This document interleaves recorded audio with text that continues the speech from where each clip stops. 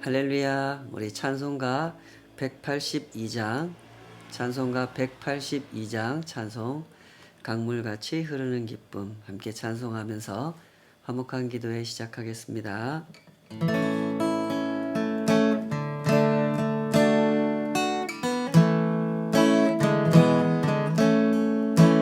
강물같이 흐르는 기쁨 성령 강림함이라 정결한 맘 영원하도록 주의 거처 되겠네. 주님 주시는 참된 평화가 내 맘속에 넘치네. 주의 말씀에 거센 풍랑도 잠잠하게 되도다. 나의 생명 소생케 됨은 성령이 마심이라. 모든 의심 슬픔 사라져 주의 평강 넘치네. 주님 주시는 참된 평화가 내 맘속에 넘치네. 주의 말씀에 거센 풍랑도 잠잠하게 되도다. 하늘에서 단비 내리고 햇빛 찬란함같이 우리 마음에 성령이 많이 주님 보내심이라. 주님 주시는 참된 평화가 내 맘속에 넘치네. 주의 말씀에 거센 풍랑도 잠잠하게 되도다. 생명신에 넘쳐 흘러서 마른 광야 적시니 의의 열매 무르익어서 추수를 기다리네. 주님 주시는 참된 평화가 내 맘속에 넘치네. 주의 말씀에 거센 풍랑도 잠잠하게 되도다. 놀라우신 주의 은혜로 주의 얼굴 뵙겠네. 평화로운 안식처에서 영원토록 쉬겠네. 주님 주시는 참된 평화가 내 맘속에 넘치네. 주의 말씀에 거센 풍랑도 잠잠하게 되도다.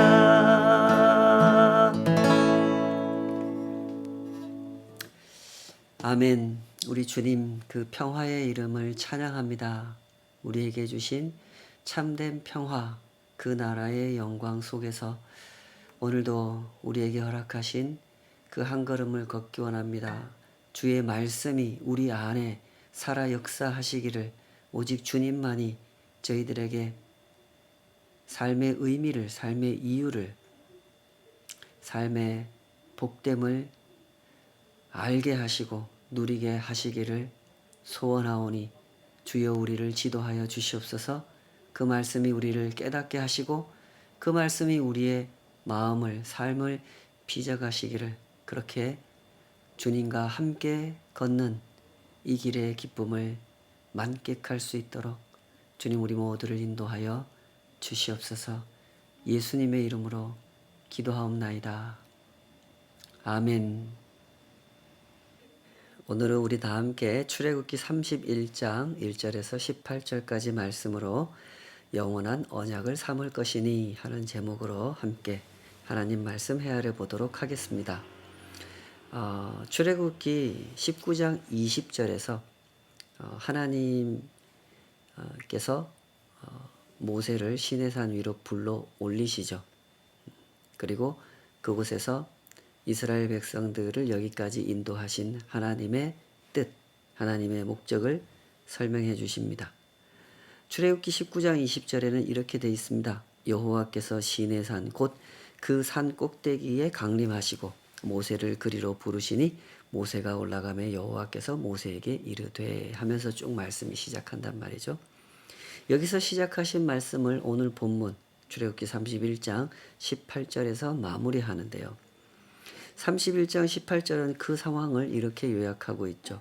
여호와께서 시내산 위에서 모세에게 이르시기를 마치신 때에 증거판 둘을 모세에게 주시니 이는 돌판이요 하나님이 친히 쓰신 것이더라. 이렇게 마무리하고 있습니다. 하나님과 하나님 백성의 관계는 이런 관계입니다. 하나님께서 말씀하시고 그 백성은 들어야 했죠. 하나님께서 가르치셔야 했고 그 백성은 배워야 했던 관계죠. 하나님은 이때 많은 것을 가르치셨습니다. 하나님이 온 세상의 창조주시고 이 역사의 주권자이심을 가르치셨고 이스라엘은 감히 그런 하나님을 뵐 수 없는 죄인이라는 사실을 가르쳐 주셨죠. 그러나 그럼에도 불구하고 하나님께서 이스라엘 백성들을 택하여 부르신 것은 이스라엘을 제사장 나라로 세워서 온 세상에 하나님의 구원을 증거하기 위함이고 이스라엘을 그 언약 백성답게 빚으시고 이스라엘과 함께 그런 일을 행하시기 위해서 하나님께서는 중요한 것들을 가르치시고 익히게 하실 것인데 그것은 먼저 언약이라는 거고 제사라는 거고 성막이라고 하는 것임을 하나하나 설명해 주셨습니다. 특히 오늘 본문에서는 그 성막을 하나님께서 세우신 사람들로 하여금 짓게 하실 거다 이런 말씀을 하시는데요. 여기에 보면 특별히 그 유다지파 부살렐이라고 하는 사람과 단지파 오홀리압이라는 사람을 언급하시죠. 이 사람들을 언급하시는 구절을 보면 이렇게 되어 있습니다. 유심히 본문을 한번 관찰해 보십시오. 출애굽기 31장 2절에서 5절. 내가 유다지파 홀의 손자여 우리의 아들인 부살레를 지명하여 부르고 하나님의 영을 그에게 충만하게 하여 지혜와 총명과 지식과 여러 가지 재주로 정교한 일을 연구하여 금과 은과 노수로 만들게 하며 보석을 깎아 물리며 여러 가지 기술로 나무를 새겨 만들게 하리라. 또 오홀리압을 세우시는 대목엔 이렇게 돼 있죠. 6절에서 11절. 내가 또 단지파 아이사막의 아들 오홀리압을 세워 그와 함께 하게 하며 지혜로운 마음이 있는 모든 자에게 내가 지혜를 주어 그들이 내가 내게 명령한 것을 다 만들게 할지니 쭉 설명하면서 내가 내게 명령한 대로 그들이 만들지니라 이랬습니다. 여기서 분명히 드러나는 사실은 이 사람들을 하나님께서 세우셨다는 겁니다. 이게 참 중요한 구절입니다. 사실은 성경 전체가 거듭거듭 강조하시는 메시지가 바로 이거죠. 하나님께서 이 모든 일의 주인이시다 하는 걸 강조합니다. 그러니 누구를 주목해야 되겠습니까? 당연히 하나님을 주목해야 되겠죠.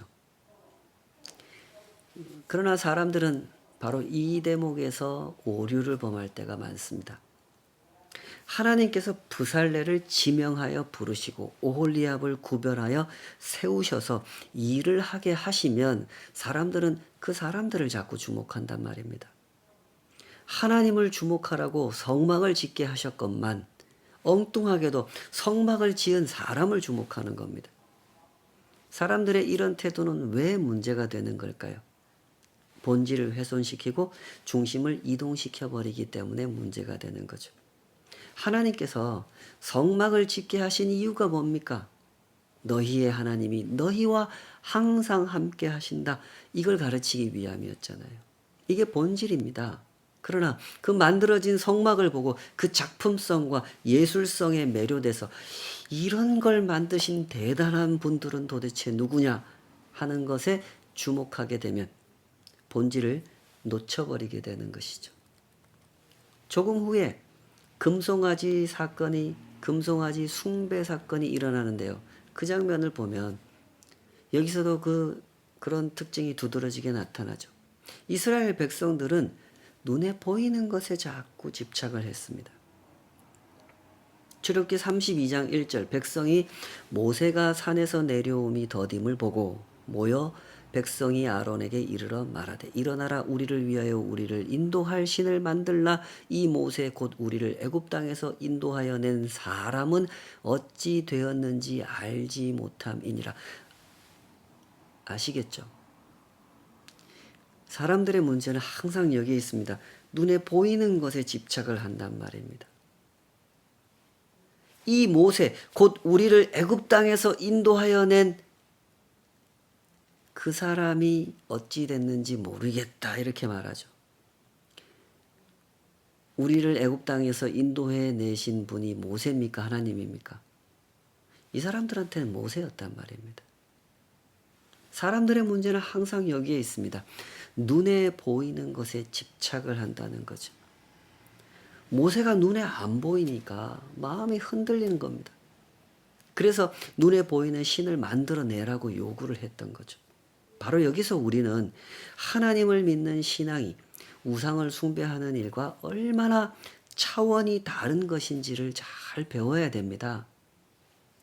하나님은 사람의 뜻대로 좌지우지할 수 있는 분이 아니라는 걸 배워야 되죠. 하나님은 온 세상의 창조주이시고 역사의 주권자이십니다. 때문에 백성이 만들어낼 수도 없고 조종할 수도 없는 분이죠. 그러나 신을 만들어낸 사람들, 우상을 만들어낸 사람들의 심리가 뭡니까? 내가 그 신을 조종하고 싶다는 거죠.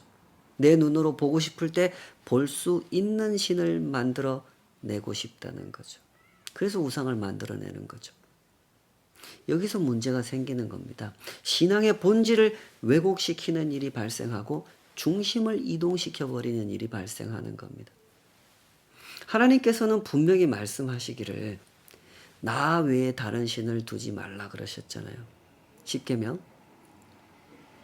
너를 위하여 어떤 우상도 만들지 말고 하늘에 있는 거나 땅에 있는 거나 물속에 있는 것이나 어떤 형상으로도 나 하나님을 대신하는 형상을 만들지 말라 명하셨단 말입니다. 왜 하나님은 그런 명령을 하셔야 했습니까? 사람들의 이 어리석은 마음을 아시기 때문이죠. 사람들은 자꾸만 눈에 보이는 것에 집착한다는 것을 아셨기 때문입니다. 자기 눈에 보이는 신을 만들어내고 그 신을 쳐다보고 싶어하는 사람들의 그 심리를 아셨기 때문에 이런 일을 굳이 강조하셔야 했던 거죠. 우리 교계에 보면요. 교회개혁 실천연대라는 조직이 있고 목회자 세습 반대운동이라는 걸 하는 분들이 있습니다. 최근 몇 년 동안의 정황을 보면요. 이분들의 활동이 아주 활발하게 일어나고 있습니다. 이거 참 슬픈 일이죠. 이런 분들이 이런 활동을 안 해야 좋은 세상이죠. 그죠? 이런 운동을 하지 않아도 교회가 교회다운 모습으로 존재해야 되는데 참으로 개탄을 금치 못할 일들이 세상에서 많이 일어나고 있습니다. 목회자 세습 반대 운동을 하는 분들이요. 그 세습을 강행하는 교회 앞에 가가지고 시위도 하고 성명서도 발표하고 이렇게 목소리를 낸단 말이죠. 그러면 그 교회에 그 목회자 세습을 지지하는 사람들이 나와가지고 대단히 거친 반응을 보입니다.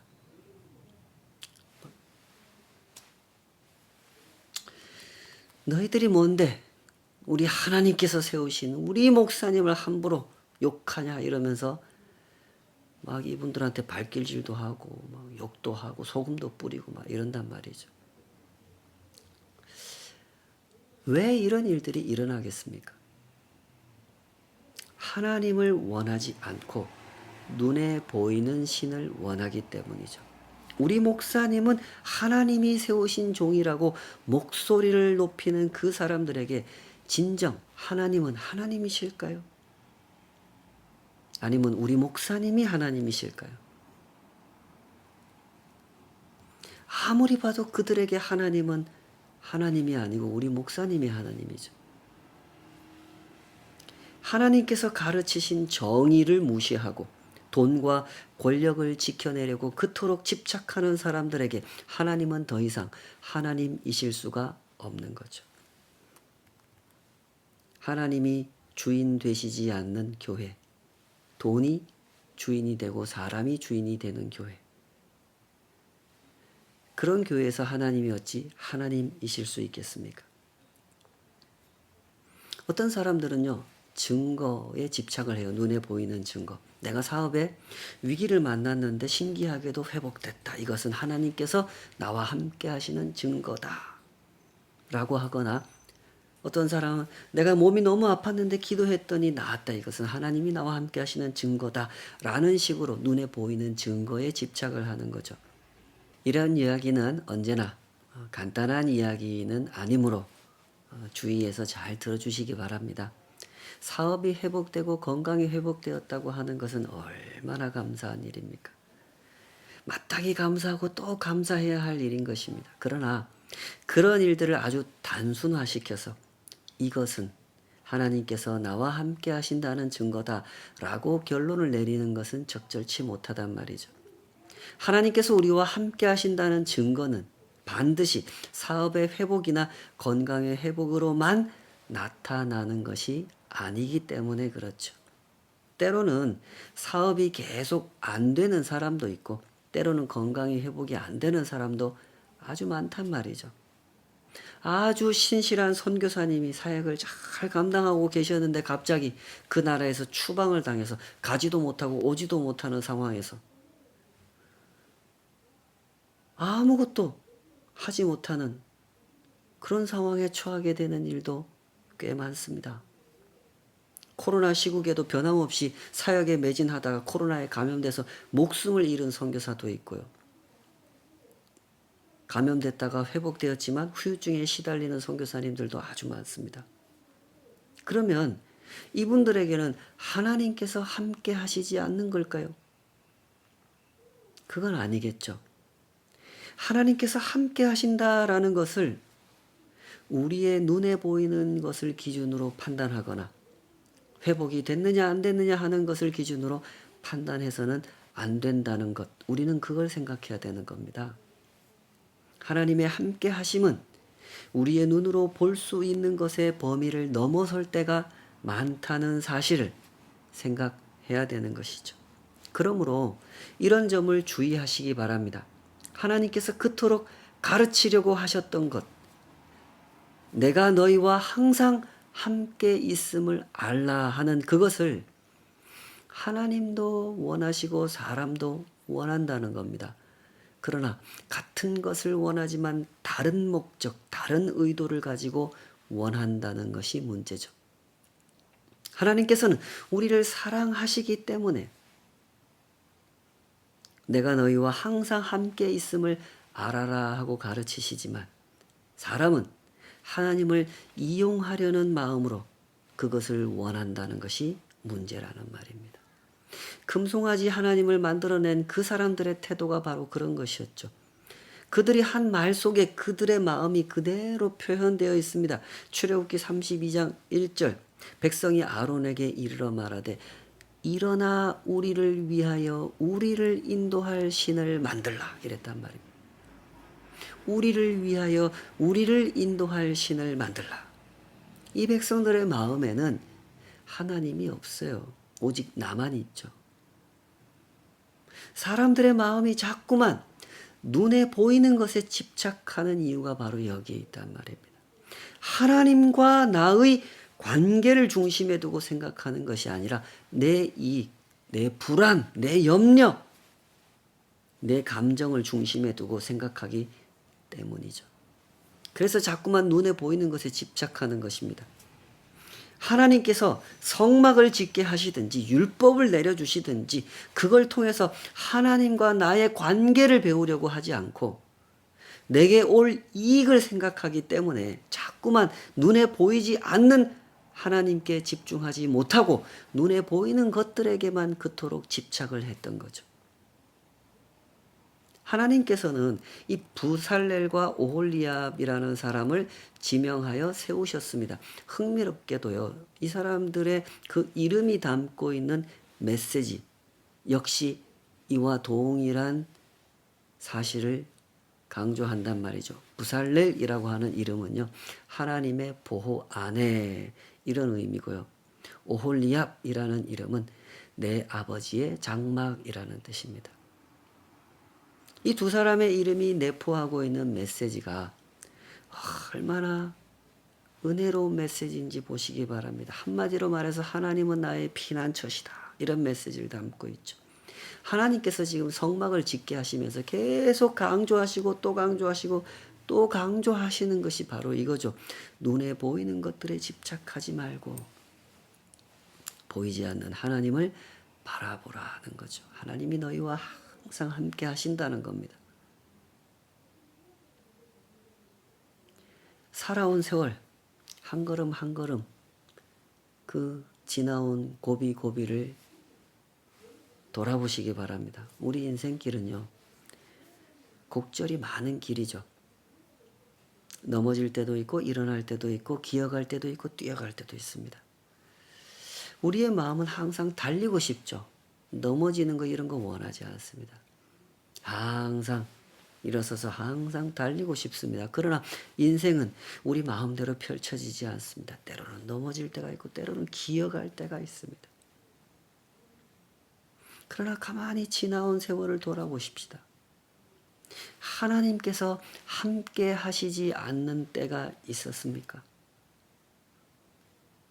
이럴 때는 이렇게, 저럴 때는 저렇게 언제나 함께 하셨죠. 우리는 그 사실 앞에 감격하는 사람들입니다. 그때 그 이스라엘 백성들은 바로 이 사실을 배워야 했단 말입니다. 성막을 세우도록 인도하신 하나님을 배워야 했던 거죠. 성막에 집착할 것이 아니라 성막을 지은 사람들을 주목할 것이 아니라 그 모든 것을 짓게 하신 하나님을 주목해야 했단 말입니다. 그것을 배우지 못한다면 아무것도 배우지 못한 것이니 하나님께서는 이렇게 또 강조하고 또 강조하셨던 것이란 말이죠. 그렇게 강조하신 것이 하나님의 영입니다. 부살렐과 오홀리압 성막을 짓는 일꾼들에게 하나님께서 하나님의 영을 충만하게 부어주신다 이랬죠. 하나님의 영이라는 개념은 언제나 어려운 개념입니다. 눈에 보이는 것도 아니고 손으로 만질 수 있는 것도 아니기 때문에 어려울 수밖에 없죠. 오늘날도 이 하나님의 영이라고 하는 것을 가지고 여러 가지 주장이 있고 여러 가지 논쟁이 있는데요. 그렇다고 답을 못 찾는 것은 아닙니다. 성경을 잘 보십시다. 성경에서 하나님의 영을 언급하실 때 그 문맥과 정황을 잘 헤아려 보셔야 됩니다. 여기서 하나님의 영을 언급하시는 의도가 무엇인지를 잘 보십시오. 왜 언급하십니까? 하나님께서 성막을 짓게 하되 하나님이 세운 사람 부살렐과 오홀리압을 세워서 짓게 하실 거고 그들에게 하나님의 영을 부어 충만하게 함으로써 그 일을 적절히 감당하게 하시겠다 이랬죠. 이 맥락에서 강조하신 것은 하나님께로부터 주어진 기술이라는 겁니다. 오홀리압과 부살렐의 기술이 아니라는 거죠. 하나님은 이런 분입니다. 하나님의 일을 하나님의 힘과 하나님의 지혜로 성취하시는 분이죠. 성경이 일관되게 강조하는 것이 그것입니다. 언제나 하나님은 하나님의 일을 하나님의 힘과 지혜로 이루십니다. 이것을 설명하기 위해서 하나님의 영을 언급하신 거죠. 그러므로 성막을 짓는 일은 단순히 기술을 요하는 일이 아니라 관계를 요하는 일이라는 사실을 강조하시는 거죠.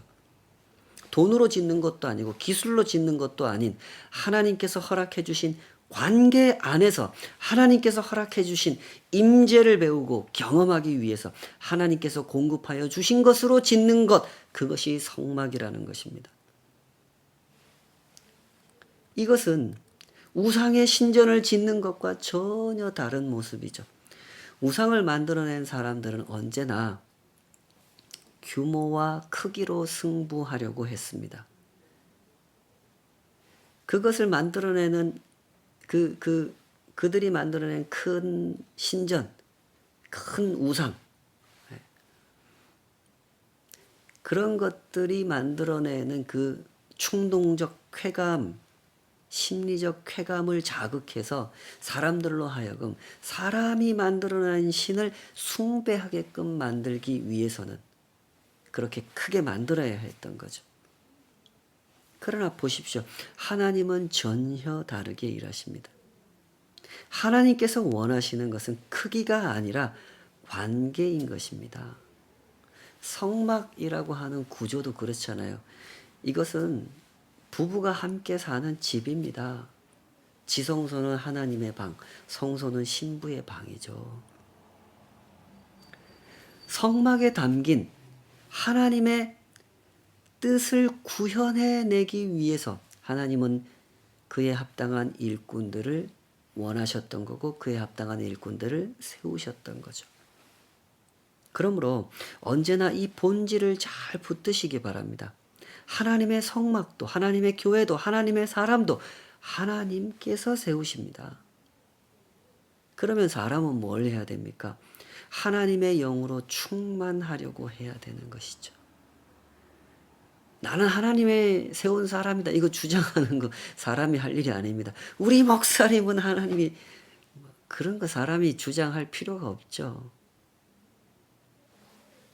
다 나타나게 돼 있는 겁니다. 사람은 뭘 해야 되느냐? 하나님의 영으로 충만하려고 해야 됩니다. 하나님과의 관계에 충실해야 된다 이 말이죠. 부디 이 본질, 이 중심을 놓치지 마시기 바랍니다. 오늘날 우리는 아주 심각하게 병든 모습으로 신앙의 길을 걸어가는 사람들을 자주 만나게 됩니다. 입으로는 하나님을 믿는다고 하면서도 자꾸만 눈에 보이는 것에 집착을 하고 크기와 규모로 승부를 하려고 하는 사람들이죠. 지극히 세속적인 가치관을 가지고 감히 하나님께서 하시는 일을 평가하고 하나님께서 하시는 일을 주장하려고 하는 그런 사람들입니다. 그러니 어찌 건강한 관계를 맺을 수 있고 건강한 순례길을 걸어갈 수가 있겠습니까? 이 사람은 건강한 신앙의 길을 걸어갈 수가 없는 것입니다. 여기 이 말씀을 보십시오. 흥미롭게도 이 모든 설명을 마무리하는 지점에 하나님은 안식일 규례를 언급하십니다. 아주 엄하게 말씀하셨죠. 31장 13절 14절 너는 이스라엘 자손에게 말하여 이르기를 너희는 나의 안식일을 지키라. 이는 나와 너희 사이에 너희 대대의 표징이니 나는 너희를 거룩하게 하는 여호와인 줄 너희가 알게 함이라. 너희는 안식일을 지킬지니 이는 너희에게 거룩한 날이 됨이니라. 그 날을 더럽히는 자는 모두 죽일지며 그 날에 일하는 자는 모두 그 백성 중에서 그 생명이 끊어지리라. 하나님께서는 안식일을 나의 안식일이라고 하셨습니다. 사람들이 만들어낸 신, 우상을 숭배하는 사회에서 이런 일은 없었단 말이죠. 백성을 노예로 보는 세상, 사람을 노동력으로 치환하던 애굽에서는 절대로 없었던 제도가 바로 안식일이라는 제도였죠. 그러나 사람을 사람으로 대해주는 나라, 사람을 하나님께서 맺으신 언약의 상대자로 대해주시는 나라에서는 절대적으로 지켜져야 하는 것, 그것이 안식일이었습니다. 쉽게 말하면 하나님처럼 하는 겁니다. 하나님께서 엿새 동안 천지를 창조하시고 일하셨죠. 일곱째 날에 일을 마치고 쉬셨던 것처럼 성막을 짓는 중에도 언약의 땅, 약속의 땅, 하나님 나라 그 땅에 들어가서 살아가는 동안에도 엿새 동안에는 일하고 일곱째 날에는 쉬라 하는 겁니다. 하나님처럼 하라는 거죠.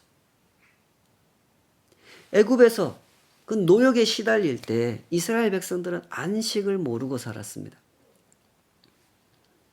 더 빨리 더 많이 일하는 것만을 강요받으면서 살았죠.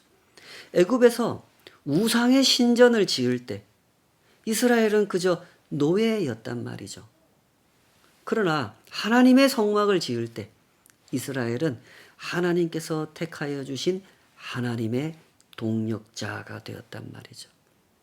하나님처럼 창조 사역에 동참하는 사람들, 하나님처럼 엿새 동안 일하고 일곱째 날에 쉬는 사람들로 세워졌음을, 그렇게 은혜로운 언약 안에서 우리가 살아가고 있음을 알고 누리는 언약의 동반자로 세워졌다는 것.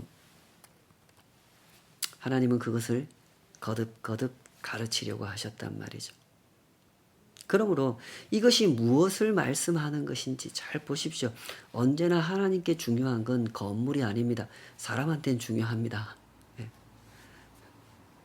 하나님께 중요한 것은 일도 아닙니다. 온 세상을 창조하신 하나님께, 온 세상을 다 가지고 계신 하나님께 그런 것들이 무슨 의미가 있겠습니까? 사람에게는 의미가 있어도 하나님께는 의미가 없단 말입니다. 하나님께 중요한 것은 너희가 나와 맺은 언약이에요. 일주일에 한 번이라는 횟수가 중요한 것이 아니라 너희가 하나님의 백성임을 인식하는 것, 너희가 하나님의 동력자로 세움을 받았다는 것, 그게 중요하다는 겁니다. 아무리 대단한 건물을 짓고 아무리 멋있게 짓고 아무리 빨리 짓더라도 그 건물을 왜 지었는지 그 궁극의 목적, 그 본질적 의미를 상실해 버린다면 그건 잘못된 일이라는 거죠. 하나님께서는 안식일 규례를 강조하시면서 이 안식일은 너와 나 사이의 영원한 표징이라고 말씀하셨죠. 17절 이는 나와 이스라엘 자손 사이의 영원한 표징이며 나 여호와가 엿새 동안의 천지를 창조하고 일곱째 날에 일을 마치고 쉬었음이니라 하라. 영원한 표징이라고 하는 것도 사실 하나님께는 필요가 없는 거죠. 사람에게 필요한 겁니다. 하나님께서는 잊어버리시지 않죠. 잊어버리실 수가 없습니다. 하나님께서 어찌 자기 백성을 잊어버리시겠습니까? 절대로 잊어버리실 수가 없습니다. 안식일을 지키라고 하시면서 이것이 영원한 표징이라고 하신 것은 그 백성을 가르치려고 하신 말씀입니다. 내가 너희와 항상 함께 있다는 사실, 그것을 영원히 잊지 말라고, 안식일 규례를 지키면서 잊어버리지 말라고 명하신 것이죠. 그러므로 이 사실 앞에 눈을 크게 뜨도록 하십시다. 하나님께서 그토록 가르치기 원하셨던 것, 영원한 표징으로 삼게 하신 것, 그것은 너희가 내 백성이라는 사실을 알아라 하는 겁니다. 하나님의 백성으로 세움을 받았으니 하나님과 함께 언약의 동반자가 되어 이 망가진 세상을 창조하는 일에 참여하라. 회복시키는 일에 참여하라는 거죠. 이 세상의 기준, 이 세상의 거짓된 가치관을 따르지 말고 하나님의 기준, 하나님의 정의로운 가치관을 따르라고 하나님은 그렇게 가르치고 가르치셨던 거죠. 이걸 잘 배우게 되면요, 그때 우리는 참된 복을 누리게 되고 그 복을 세상 가운데 흘려보내게 될 것입니다. 오늘날 교회는 이상하게도 좀 커지면 싸우죠. 세상하고 자꾸 싸우려고 그럽니다. 그것은 하나님의 교회가 세상 가운데 흘려보내는 복이 아닙니다. 우리는 그런 길을 가서는 안 됩니다. 커지는 것이 나쁜 것은 아니겠습니다만은 커졌을수록 더 섬기고 더 사랑하고 더 참된 복을 흘려보내야 그것이 교회다운 교회가 아니겠습니까? 우리가 그런 교회를 이루어 갔으면 좋겠습니다. 우리 한 사람 한 사람이 그런 신앙의 길을 걸어갔으면 참 좋겠습니다. 기도하십시다. 아버지 하나님, 자꾸만 눈에 보이는 것에 집착하는 우리의 어리석은 마음을 주께서 아십니다. 그것이 왜 잘못된 것인지, 왜 어리석은 것인지 분별할 줄 알게 하여 주시옵소서. 눈에 보이시지 않지만 분명히 살아서 역사하시며 우리의 삶을 한 고비 한 고비를 넘어가며 때로는 아슬아슬하게, 때로는 겨우겨우 기어가면서 그렇게 그 고비를 넘어가지만 결코 홀로 외로이 겨우겨우 넘어가는 것이 아니라 주님과 함께 넉넉하게 넘어감을 믿습니다. 주여, 그 은혜 앞에 우리의 눈을 뜨게 하여 주시옵소서. 우리가 하나님의 백성인 것과 하나님께서 항상 함께 하신다는 사실을, 영원한 그 표징을 붙잡고 하나님을 묵상하고 하나님을 배우고 하나님처럼 일하고 하나님처럼 쉬면서 그렇게 우리의 것 삼을 수 있도록 주님 우리를 지도하여 주시옵소서. 신실한 주의 백성 되어 이 땅을 살아가기를, 주님과 함께 주님의 세상을 회복시키는 일에 쓰임 받기를 간절히 소원하오며 예수님의 이름으로 기도하옵나이다. 아멘.